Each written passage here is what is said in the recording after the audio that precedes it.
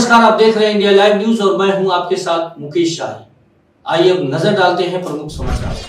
गणतंत्र दिवस की ढेर सारी हार्दिक शुभकामनाएं। आज हमारा देश 77वां गणतंत्र दिवस मना रहा है। 77वें गणतंत्र दिवस पर 98 जांबाजों को भी राष्ट्रपति द्रौपदी मुर्मू ने सम्मान दिया। गणतंत्र दिवस की पूर्व संध्या पर पद्म अवार्ड्स भी दिए गए। देखिए, पद्म पुरस्कारों का ऐलान हुआ। दिवंगत बॉलीवुड एक्टर धर्मेंद्र को पद्म विभूषण सम्मान से सम्मानित किया गया। झारखंड के पूर्व मुख्यमंत्री शिबू सोरेन को भी पद्म भूषण सम्मान मिला और भी अलग अलग क्षेत्र की हस्तियों को ये अवार्ड दिए गए। क्रिकेट जगत से रोहित शर्मा को पद्म श्री सम्मान मिला। शिबू सोरेन और अलका याग्निक को भी पद्म विभूषण दिया। 131 हस्तियों को ये पद्म पुरस्कारों का ऐलान किया है। भारत के एस्ट्रोनॉट शुभांशु शुक्ला को अशोक चक्र से सम्मानित किया। सेना के 3 अफसरों को कीर्ति चक्र मिला। 13 अफसरों को शौर्य चक्र और 982 पुलिस कर्मियों को भी सेवा मेडल पुरस्कार दिए गए। उत्तर प्रदेश अयोध्या में गणतंत्र दिवस से ठीक पहले हड़कंप समझ गया, क्योंकि 26 जनवरी के दिन अयोध्या के राम मंदिर को बम से उड़ाने की धमकी भी मिली और ये धमकी देने से संबंधित एक संदिग्ध को पुलिस ने दबोच भी लिया। गणतंत्र दिवस की पूर्व संध्या पर देश की राष्ट्रपति द्रौपदी मुर्मू ने भी अपने संबोधन में कहा कि भारत की बेटियों ने क्रिकेट वर्ल्ड कप जीतकर रिकॉर्ड बनाया। देश के विकास में महिलाओं की भागीदारी बढ़ी।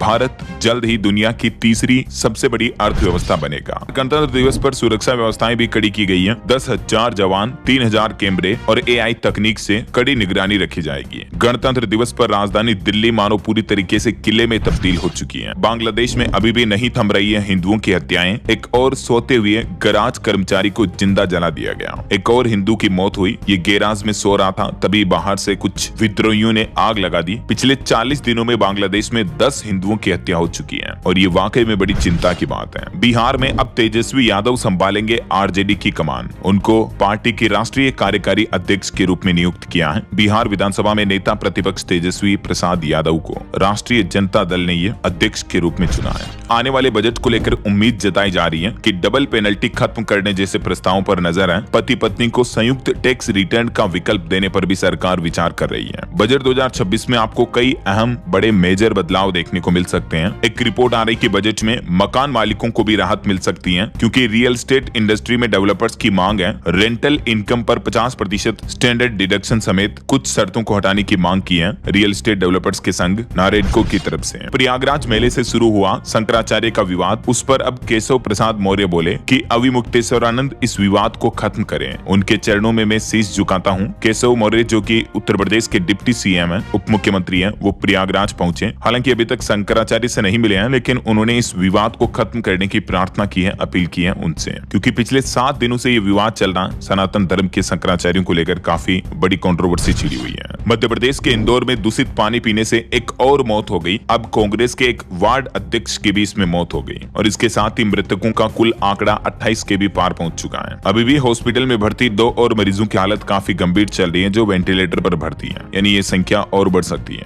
देखिए, प्रशासन की कितनी गंभीर लापरवाही की वजह से 28 लोगों ने अपनी जान गंवाई। उत्तर प्रदेश के नोएडा में जो अभी कुछ दिनों पहले एक इंजीनियर युवराज की डूबकर मौत हो गई थी, उस पर चौंकाने वाली रिपोर्ट आ रही कि युवराज को सिस्टम ने मारा। उसके लिए 7 लोग जिम्मेदार हैं। 16 जनवरी को युवराज नाले में डूब गए थे और अब युवराज की इस घटना की जांच कर रही SIT ने सवाल किया कि आखिर 2 घंटे तक उसको क्यों नहीं निकाला गया। नोएडा शहर के रखरखाव की जिम्मेदारी प्राधिकरण के CEO की होती है। प्लॉट के पास हादसा होने के बावजूद अधीनस्थ अधिकारियों से जवाब तलब नहीं किया गया। तो कहीं न कहीं साफ साफ दिख रही है कि प्रशासन की लापरवाही की वजह से एक इंजीनियर मारा गया। इंडिया लाइव न्यूज में खबरों का सिलसिला हुआ खत्म। इजाजत दीजिए, फिर मिलेंगे नई खबरों के साथ। नमस्कार। लेकिन चलते चलते गुजारिश, विनती, अनुरोध, अगर आपके पास कोई समस्या है या फिर कोई घटना घटित हुई है तो स्क्रीन पर दिखाए जा रहे नंबरों पे आप हमें सीधे संपर्क कर सकते हैं। आप हमें ईमेल भी कर सकते हैं। हमारा ईमेल indialivenewschannel@gmail.com। आप हमारी वेबसाइट को भी लॉगिन कर सकते हैं www.indialivenews.co.in। नमस्कार।